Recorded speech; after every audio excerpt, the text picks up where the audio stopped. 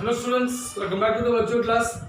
In economics, we are dealing with chapter number 6, unemployment, and in the last session, we completed the topic of the causes of unemployment. In today's session, guys, I am going to tell you about the measures to reduce unemployment. As I said in the start of this chapter, that it is also one of the biggest and the most major problem of the Indian economy. So, there must be some way outs to overcome these problems. હવે અત્યારે અનએમ્પ્લોયમેન્ટનું level એવું છે કે on the spot rapidly એના ઉપર control કરવો તો થોડું અઘરો છે, right? It is not that easy task to control that problem so easily, but yes, there are certain measures using which we can reduce the unemployment up to some extent. થોડા એવા રસ્તાઓ છે કે જો એ રસ્તાઓનો ઉપયોગ કરવામાં આવે, બરાબર, જો એ બાબતોનો યુઝ કરવામાં આવે તો ડિફાઇનેટલી સમવેર આપણને કશુંક એવું બેનિફિટ મળે કે જેનાથી અનએમ્પ્લોયમેન્ટને આપણે રિડ્યુસ કરી શકીએ છીએ, બરાબર? તો ટોટલ અલગ અલગ 7 મેજર્સ છે, 7 અલગ અલગ ટોપિક છે કે જેને જો આપણે ફોલો કરીએ તો બહુ સારા પ્રમાણમાં આપણે અનએમ્પ્લોયમેન્ટ જે પ્રોબ્લેમને રિડ્યુસ કરી શકીએ છીએ, રાઈટ? અને લેટર ઓન કદાચ બહુ સારું બેનિફિટ આવે તો એનાથી આપણે કંટ્રોલ પણ કરી શકાય. So what are the way outs, what are the measures to reduce unemployment? Let's see them one by one. The first one is the population control. Population control means there is no way out કે આપણે જીવતા લોકોને મારી નાખીએ, ચલો એક કામ કરો, આ ગામમાં જો 100-200 જણા છે ને મારી નાખો એટલે વાત થાય પૂરી, વસ્તી ઓછી. It is not the way out. The thing is, we must stop the over excess production of the population, right? And it is in the hand of the citizens only. Population જેટલી rapidly rays થશે એટલું rapidly active mass, active labour 15 to 64 યર્સના જે active labours છે એટલા જ rapidly એ લોકો પર increase થવાના છે, રાઈટ? હવે એક્ટિવ લેબર્સ જેટલા છે they are able, willing and desiring for the work, but they are not getting the work. Why? Because the opportunities of job are not rising in the same extent. તો એક way out એવો છે કે આપણે જો population control કરીએ, somehow પોપ્યુલેશનનો જે growth rate છે એને બને એટલો જો રિડ્યુસ કરી શકીએ તો ગ્રોથ રેટ રિડ્યુસ થતાની સાથે એક્ટિવ લેબર છે, sometimes the active labour will get converted into the inactive labours, બરાબર? 64 વર્ષની ઉંમર પૂરી થાય, 65-66 પડશે, બરાબર, એટલે પછી એની એક્ટિવિટી બહુ જાજી નહીં થઈ શકે, તો પછી એના માટે એમ્પ્લોયમેન્ટ છે જ નહીં, બરાબર? તો 15 to 64 ની વચ્ચે જે યુથ આપણી પાસે મળે છે, બરાબર, તો એ નિયર અબાઉટ 49 યર્સનો જે ગેપ છે ને એમાં આવતું યુથ આપણી પાસે ધીરે ધીરે ડિક્રીઝ થશે અને પછી જે યુથ છે એ યુથ અને વર્કિંગ ઓપોર્ચ્યુનિટી છે સમ એક્સટેન્ટ સુધી ઇક્વલ થવાની ટ્રાય કરશે અને ત્યાં અનએમ્પ્લોયમેન્ટનો રેશિયો ઘટાડી શકાય છે, બરાબર? Second is increase in the rate of economic development.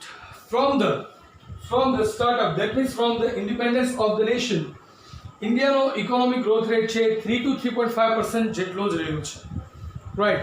And that rate is very much low if I say.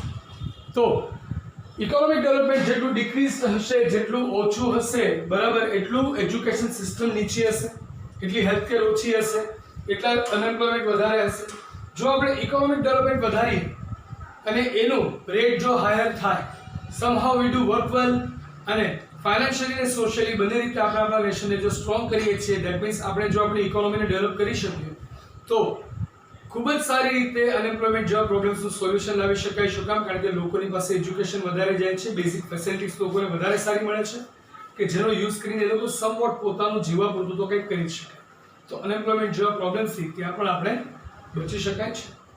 Then the third is employment oriented planning.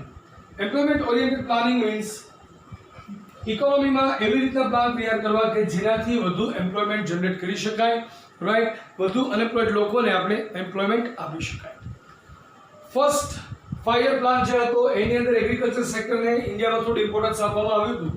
Second 5 year પ્લાનથી government of India started the employment oriented planning, but that was the orientation of just the public sector.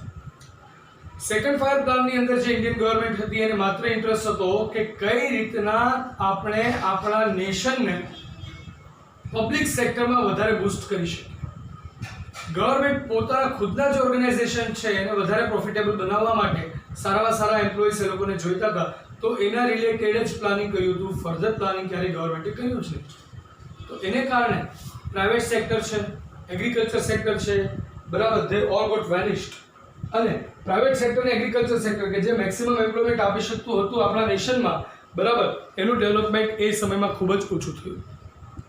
પછી પેલી કહેવત છે ને કે દેરાય દુરસ્ત એવી રીતના letter on 1990 ની અંદર ઇકોનોમિક રિફોર્મ્સ થયા અને ઇકોનોમિક રિફોર્મ્સની અંદર એલપીજી આવ્યું, લિબરલાઇઝેશન, પ્રાઇવેટાઇઝેશન એન્ડ ગ્લોબલાઇઝેશન. તો એ ચેન્જીસને કારણે ડિફાઇનેટલી પછી પ્રાઇવેટ સેક્ટર બૂસ્ટ થયું, પછી પ્રાઇવેટ સેક્ટરમાં એમ્પ્લોયમેન્ટ વધી, but that was too late because એ સમય સુધીમાં તો અનએમ્પ્લોયમેન્ટનો રેશિયો અનકન્ટ્રોલેબલ રેટ સુધી પહોંચી ગયો. તો હજી પણ એવું થઈ શકે કે એમ્પ્લોયમેન્ટ ઓરિએન્ટેડ જો પ્લાનિંગ કરવામાં આવે, બરાબર, કન્ટ્રીની અંદર પ્લાન જે રીતના કરવામાં આવે કે મેક્સિમમ એમ્પ્લોયમેન્ટ જનરેટ કરી શકાય, રાઈટ, તો government can also play the vital role to reduce the level of unemployment. Private sector છે, બરાબર, એને ડેવલપ થવા માટે વધારે બૂસ્ટઅપ કરે, બરાબર છે, લોકોને સેલ્ફ ડિપેન્ડન્ટ થવા માટે ડિફરન્ટ લોસ કે જે રિસેન્ટલી આપણે હમણાં જોયું તો આત્મનિર્ભર ભારત જે લાસ્ટમાં આપણા પ્રધાનમંત્રીશ્રીએ કહ્યું, બરાબર, કે આત્મનિર્ભર ભારત માટે now they are providing the loan for the business. તો જો આ પ્લાનિંગ હજુ પણ આગળ કરવામાં આવે તો ડેફિનેટલી લોકો પાસે થોડું ફંડ હોય, કેપિટલ ઇન્વેસ્ટમેન્ટ આવે તો એટલીસ્ટ પોતાનું જીવન ચાલીને નાનું મોટું તો કંઈક કરી જ શકે. તો એના દ્વારા પણ અનએમ્પ્લોયમેન્ટને આપણે કંટ્રોલ તો કરી શકાય છે. The fourth one is employment oriented education. ઇન્ડિયાની એજ્યુકેશન સિસ્ટમ, બરાબર, ઇન રિસન્ટ લાસ્ટ ડિકેડ બહુ સારી એવી ડેવલપ થઈ છે. But if we talk about before the decade, so at that time there were very few courses which were available into the nation India. Bharat દેશની અંદર એવા courses બહુ ઓછા હતા કે જેનાથી કોઈ પણ માણસ એમ્પ્લોયમેન્ટ લઈ શકે, રાઈટ. 12 કોમર્સ કર્યા પછી CS જે છે એની અવેલેબિલિટી દેશમાં દરેક જગ્યાએ ન હતી. Now being in Gujarat you can go for CA and CS, right, but before this જો તમારે કંપની સેક્રેટરીનો કોર્સ કરો તો you have to go to the Maharashtra, right. ગુજરાતનું સૌથી નજીકનું સેન્ટર ક્યાં છે? મહારાષ્ટ્રમાં. તો these were the things કે જેને કારણે આપણે એમ્પ્લોયમેન્ટ જેનાથી તરત મળી શકે એવું એજ્યુકેશન લઈ લેતા શકતા અને જેને કારણે એમ્પ્લોયમેન્ટ પણ મળતી હતી. સામાન્ય રીતે લોકો એક સરખું એજ્યુકેશન લેતા હતા, પછી એક સરખી જોબ બહાર પડે તો એમાં કોમ્પિટિશન કેટલી, right. Job opportunities, it has been the situation કે માત્ર ને માત્ર 200 કે 300 વેકેન્સીસ હોય, બરાબર. So for the vacancies of 200 to 300, right, there were near about 2 to 4 lakh applications, બરાબર. You just see the level of the competition over there. અને એનું રીઝન કારણ કે દરેક લોકોને એક સરખું એજ્યુકેશન મળતું હતું, જેમાંથી એમ્પ્લોયમેન્ટ મળી શકે એના જેવું એજ્યુકેશન મળતું હતું. બટ જો એમ્પ્લોયમેન્ટ ઓરિએન્ટેડ એજ્યુકેશન વધારવામાં આવે, બરાબર, એવું એજ્યુકેશન લોકોને આપવામાં આવે, બરાબર, કે જે on the base of concepts ના હોય બટ રિયલિસ્ટિક હોય, કે જેનો યુઝ કરીને માણસ પોતે કંઈક જોબ ફાઇન્ડ આઉટ કરી શકે છે, માણસ એમ્પ્લોયમેન્ટ ફાઇન્ડ આઉટ કરી શકે છે, બરાબર. તો જો એવું એજ્યુકેશન આપવામાં આવે તો એનાથી પણ, બરાબર, ડાયવર્સિફાઈડ એજ્યુકેશન હશે તો ડાયવર્સિફાઈડ અલગ અલગ પ્રકારની લોકોની ક્વોલિફિકેશન્સ હશે કે જેના આધારે દરેક લોકો અલગ અલગ જોબ માટે અપ્લાય કરી શકે છે. તો એક જ જોબ માટે આજે લાખો લોકો છે, બરાબર, એમાં થોડું રિડક્શન થઈ શકે એન્ડ સમહાઉ અનએમ્પ્લોયમેન્ટ છે એને પણ રિડ્યુસ કરી શકાય. The fifth one measure is the development of cottage and small scale industries. Large scale industries જે હોય એ લોકોને લેવલ ઓફ પ્રોડક્શન ખૂબ જ વધારે હોય છે કારણ કે એ લોકોની ડિમાન્ડ ઓફ ધ પ્રોડક્ટ્સ ખૂબ જ હાઈ હોય છે. સો they need to compete the market demand using the supply of their own products. તો એ સમયે પ્રોડક્ટને વધારવા માટે they are must to use the machineries and the capital intensive production technique. But small scale industries કે cottage industries હોય, બરાબર, એ એવી industries છે કે જ્યાં કેપિટલ ઇન્વેસ્ટમેન્ટ બહુ નથી. That means the people are not using too much machineries. નાનું મોટું સીલનું મશીન હોય કે જેનાથી સીલિંગ થઈ શકે, બરાબર, પેકેજિંગનું નાનું મશીન હોય કે જેનાથી પેકેજિંગ થઈ શકે, બરાબર, ઇલેક્ટ્રોનિક વેઇંગ હોય, એવા નાના મોટા કદાચ મશીનરીઝનો યુઝ કરે. But most of the system is going forward with the manual process only.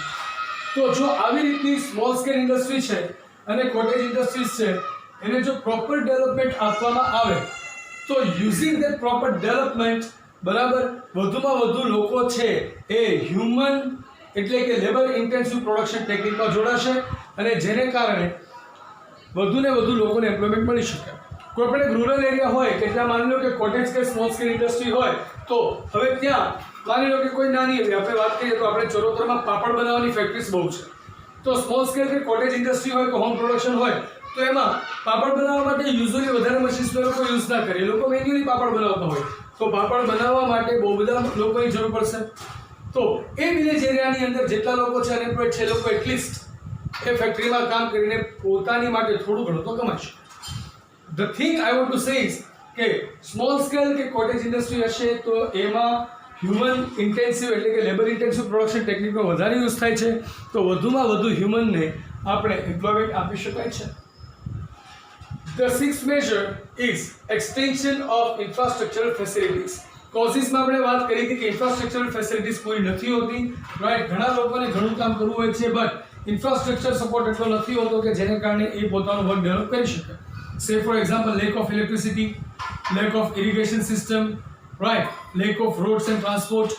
તો આ બધી જે પ્રોબ્લેમ્સ છે એ પ્રોબ્લેમ જો સોલ્વ કરવામાં આવે એટલે કે ઇન્ફ્રાસ્ટ્રક્ચરલ ફેસિલિટીઝ જેટલી છે, જો ઇન્ફ્રાસ્ટ્રક્ચરલ ફેસિલિટીઝને ઇમ્પ્રૂવ કરવામાં આવે, બરાબર, તો એને કારણે વધુમાં વધુ લોકોને એમ્પ્લોયમેન્ટ આપી શકાય છે. એટલે કે એ જે લેક ઓફ ધ ઇન્ફ્રાસ્ટ્રક્ચરલ ફેસિલિટીઝને કારણે જેટલા લોકો અનએમ્પ્લોયડ હતા એ દરેક લોકોને ઇન્ફ્રાસ્ટ્રક્ચરલ ફેસિલિટીઝ મળશે તો એને એમ્પ્લોયમેન્ટ કંઈક ને કંઈક મળી જશે. માણસ છેલ્લે કાંઈ નહીં તો 4 લાખની એક ગાડી લોન ઉપર લઈને, બરાબર, એના ભાડા તો કરી જ શકે from one place to another place, બરાબર. એવી રીતના આપણે પોતાની એમ્પ્લોયમેન્ટ જનરેટ કરી શકીએ જો રોડ સારા હોય તો, બરાબર. માણસને ઇલેક્ટ્રિસિટી મળી જાય તો નાનું કંઈક ઇક્વિપમેન્ટ લઈને પોતાને લગતો કંઈક બિઝનેસ કરી શકે કે જેનાથી એ થોડી અમાઉન્ટ અર્ન કરી શકે. એવા એરિયા કે જ્યાં નદીની કોઈ પહોંચ નથી, જ્યાં રિવર્સ નજીકમાં નથી હોતી, એવી જગ્યાએ જો ઇરિગેશન ફેસિલિટીઝને એક્સટેન્ડ કરવામાં આવે, બરાબર, અને જો ત્યાં વોટર સપ્લાય સારી હોય તો ત્યાં જે બંજર જમીન છે ત્યાં ફરીથી લોકો ખેતી કરી શકે છે. And there are numerous examples we can give about it. Right. So the extension of infrastructure facilities can also play the good role for the reduction of the unemployment. And the last measure is speed and expansion of green revolution in agriculture sector. Agriculture સેક્ટરનું જે મેં પહેલા વાત કરી એમ કે first fire plan પછી બહુ ઓછી જગ્યાએ એગ્રીકલ્ચર સેક્ટરને ઇમ્પોર્ટન્સ આપવામાં આવ્યું. જ્યારે ઇન્ડિયાની અંદર the people surviving on the agriculture sector, બરાબર, એના પર્સન્ટેજ ઓછા થવા આવ્યા પછી ધીરે ધીરે ગવર્મેન્ટે સમજાવ્યું કે agriculture sector which was the heart of the nation is drawn into the flush. તો હવે આપણે ફરીથી એને બૂસ્ટઅપ કરવું જોઈએ. And then they have started with the different programs કે જેમાંથી એક છે green revolution. Green revolution is the kind of the agriculture system where the hybrid seeds, where the insecticides and pesticides made with the modern techniques and everything is being used, and the farmer can get very great crops over there. Right. Basically green revolution શું છે અને કઈ activity છે એ તમને લોકોનું chapter number 8 agriculture સેક્ટરમાં શીખવાડવાનો છું, but આ તો માત્ર તમને એક ઇન્ફોર્મેશન આપી શકું સો ધેટ તમે એવું સમજી શકો કે ગ્રીન રિવોલ્યુશન શું છે.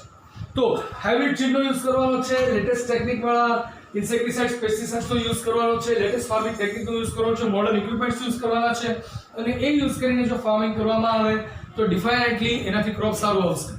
વધુ સારો ક્રોપ હોય, બરાબર, તો પછી એ ક્રોપને વ્યવસ્થિત મેનેજ કરવા માટે પણ વધુ લોકોની જરૂર પડશે. અને એટલીસ્ટ જો ગ્રીન રિવોલ્યુશનને ખૂબ જ સ્પીડમાં એક્સપાન્શન કરવામાં આવે, ગ્રીન રિવોલ્યુશન સ્પીડમાં જો સ્પ્રેડ કરવામાં આવે તો એને કારણે બેનિફિટ એ થશે કે ફાર્મર્સ જે લોકો કે જેને એગ્રીકલ્ચર મૂકી દીધું છે, ફાર્મિંગ છોડી દીધું છે, again by seeing the very good profit in the farming, they can come back to the profession, right, and the family can get justified over there, right. So even that can reduce the poverty level, unemployment level. I'm sorry for that word. So guys, that was all about the measures to reduce the unemployment. I hope you guys are quite clear with that. There are total 7 measures we understood in this session, and that was the end of the session for today and the end of the topic 2. In the next session, guys, we are going to understand the state programs to solve unemployment problem, and that is going to be the last session of this chapter. So by the next session we are going to conclude the whole chapter number 6. Right, so that was it, guys. I'll see you in the next session with the last topic of this chapter. Till then, it's time to ask for your leave. So goodbye, take care, have a nice time, stay home, stay safe, keep making notes. Thank you.